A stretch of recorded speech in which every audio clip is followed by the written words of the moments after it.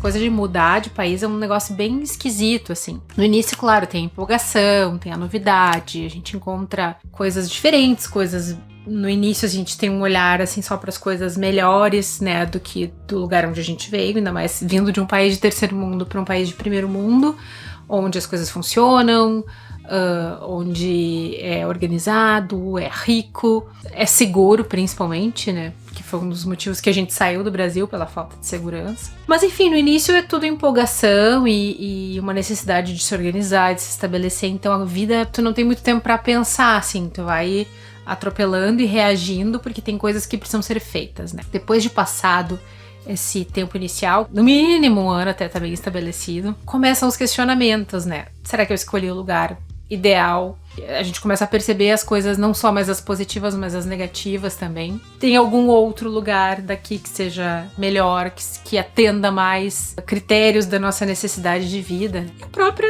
As próprias reflexões sobre a vida e essa busca infinita por sentido, encontrar significado no que a gente faz e nas escolhas que a gente faz. Então, volta e meia, eu e o Fabiano, a gente tem essas conversas assim, se a gente escolheu o lugar certo, porque as duas principais dificuldades de morar aqui em Berlim são, número 1, o clima, né? No verão é maravilhoso, no inverno é péssimo, porque sempre cinza, quase nunca tem sol, aquela névoa constante, muita chuva. Eu nem falo do frio, porque o frio nem me afeta tanto assim. Mas a falta de sol é algo que afeta o meu humor, a minha disposição para fazer as coisas, né? E a segunda maior dificuldade aqui é o idioma, né? Que nem eu nem o Fabiano somos fluentes, estamos longe disso. A gente consegue se virar no mercado, na padaria, pedindo alguma coisa, uma informação na rua e tal. Eu trabalho em alemão, eu edito vídeos em alemão, mas é diferente tu ter um roteiro escrito, tu escutar com atenção, ter o tempo de decupar aquilo que tu tá trabalhando, né? Então,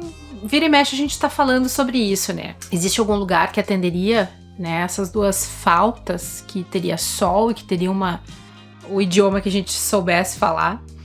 E nessas conversas, Barcelona sempre surgiu como uma possibilidade, assim, a gente tem que conhecer Barcelona, porque Barcelona parece ser, assim, parece ter o que Berlim tem, por um lado, cidade grande, internacional, com a adição de sol, de céu azul e de uma língua que a gente já fala. Por outro lado, a gente já fez tantos esforços para se estabelecer aqui em Berlim, passada a burocracia, passada as mudanças que a gente julgou necessárias fazer aqui, o investimento psicológico, o investimento financeiro tão grande, e o principal, na realidade, o Tom se esforçou tanto, ele teve tanta dificuldade de se adaptar aqui e precisou um investimento de nós três tão forte, né, e dele principalmente, para se adaptar, e agora que ele começa a estar feliz aqui, começa a criar raiz aqui, em honra, em homenagem a tudo isso, a gente não pode sair daqui, pelo menos num curto, médio prazo. Mas enfim, mesmo assim, eu e o Fabiano, a gente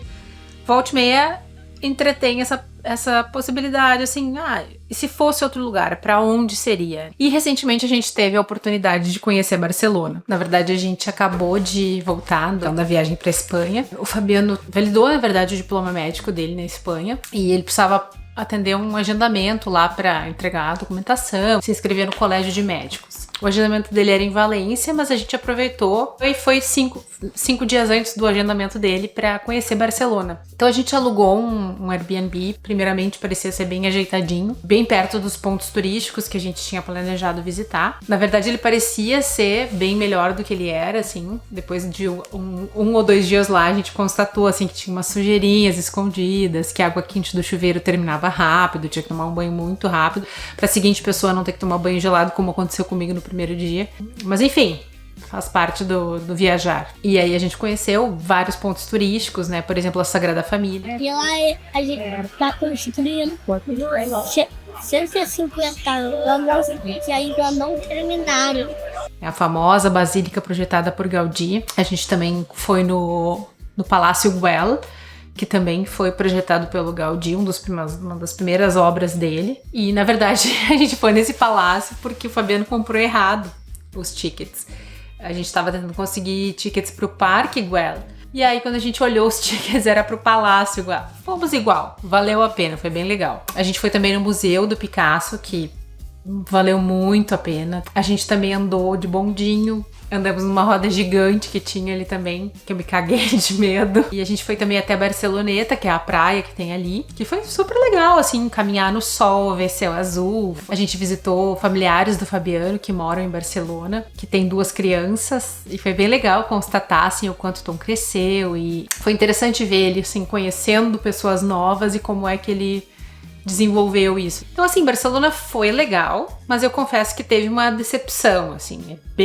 Não sei se a nossa expectativa era muito grande. A cidade era mais suja do que eu imaginava, mais fedorenta do que eu imaginava. Fiquei receosa, né? Não sei se foi porque várias pessoas me disseram, cuida que tem muito batedor de carteira. Eu me senti bem menos segura do que aqui em Berlim. Foi um pouco frustrante, assim, decepcionante, né? E aí a gente pegou um trem-bala e foi pra Valência, né? Que é uma cidade que a gente não tinha expectativa alguma, assim. E, na verdade, a gente foi surpreendido, assim, com uma cidade limpa, organizada, comida maravilhosa, muito segura. Diferente de Barcelona, que eu via várias pessoas mais espiadas, assim. E em Valência, não. Tu via 9, 10 da noite, em bequinhos, assim, pré-adolescentes caminhando em grupos bem tranquilos na rua. E lá a gente ficou também num Airbnb, bem mais bonito, bem mais organizado do que o de Barcelona. Isso também ajudou na experiência, né?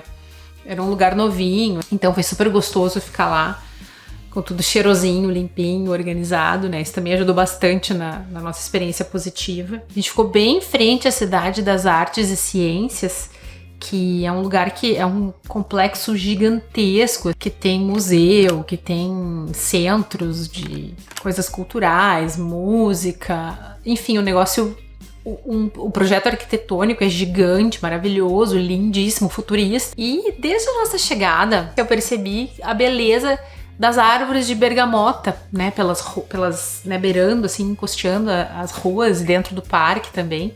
E as árvores carregadas, né? E eu fiquei pensando, nossa, mas como é que as pessoas não pegam isso, né? Será que é proibido tirar? Ou será que produz tanto que dá pra todo mundo que quiser pegar e comer, né? E aí, numa dessas nossas caminhadas, eu resolvi pegar uma bergamota, lavei com a água mineral que a gente tinha ali. Eu já percebi, quando eu peguei ela, assim, eu já percebi que a casca tinha umas pintinhas pretas. Tá, beleza, lavei ela.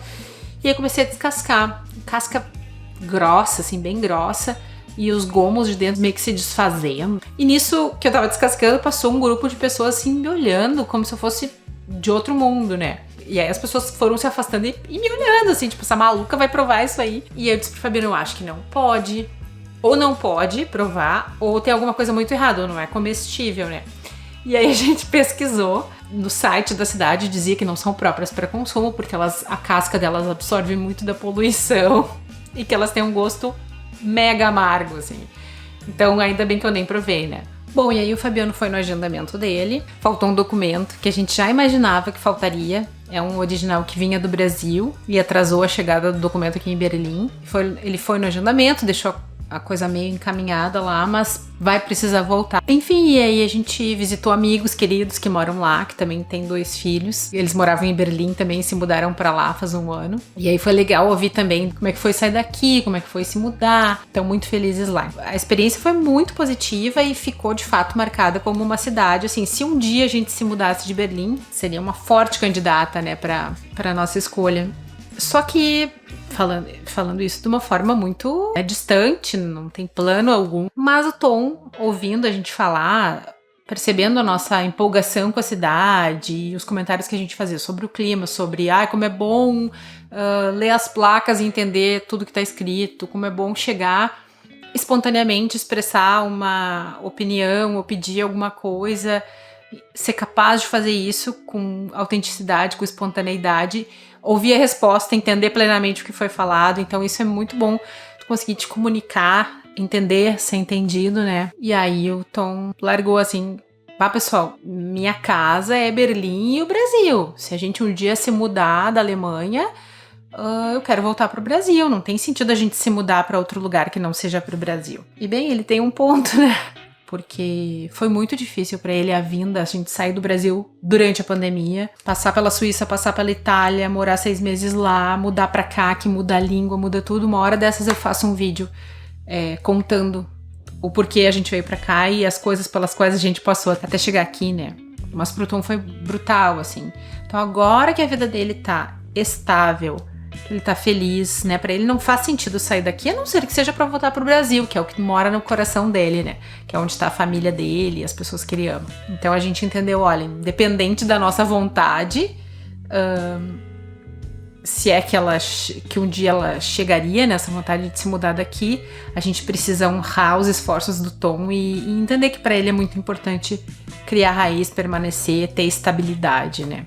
A gente já sabia disso, na real, mas ele logo sacou, assim, a nossa empolgação e fez questão de marcar esse ponto, né? Falando sobre o Tom, acho que um dos pontos mais altos, assim, da viagem foi constatar a pessoa que ele tá, testemunhar a pessoa que ele tá se tornando, né? Porque ele agora já não é mais uma extensão da gente, apenas, né? Ele tem vontade própria, opiniões próprias, é engraçadinho, faz palhaçada, faz piadinha, coisa que não é uma repetição do que a gente fala, que ele trouxe de outros lugares, né? Da escola, dos amigos.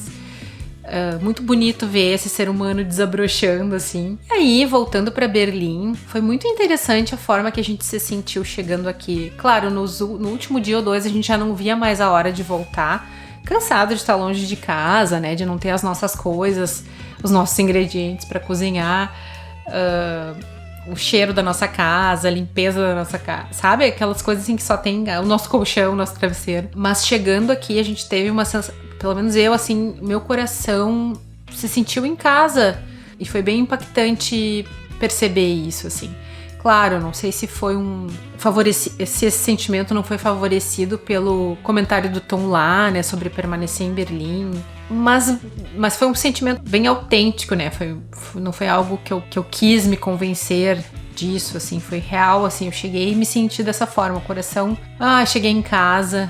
O tempo tava cinza, névoa, né? O clássico inverno de Berlim. Nas estações de trem, o cheiro de Berlim.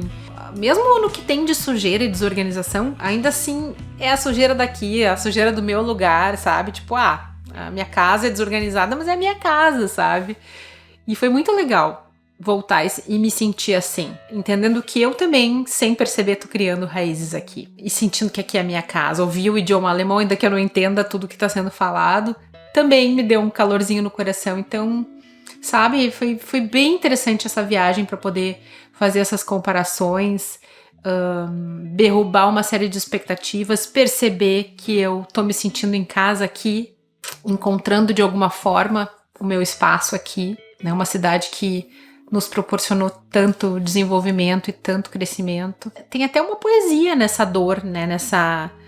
Nesse frio, nesse escuro, nesse sofrimento com a língua e com o clima. Tem algo de profundo nisso, sabe? E tem uma razão de ser.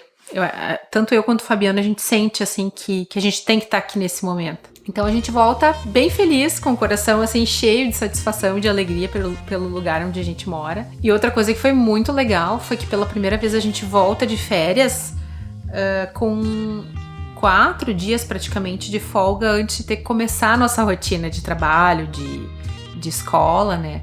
Então a gente teve tempo para desfazer as malas, para dormir até mais tarde, organizar tudo, limpar a casa, ir no mercado. E ainda temos hoje, que é dia 31 de janeiro, tem amanhã, que também é feriado, e nossa rotina começa no dia 2.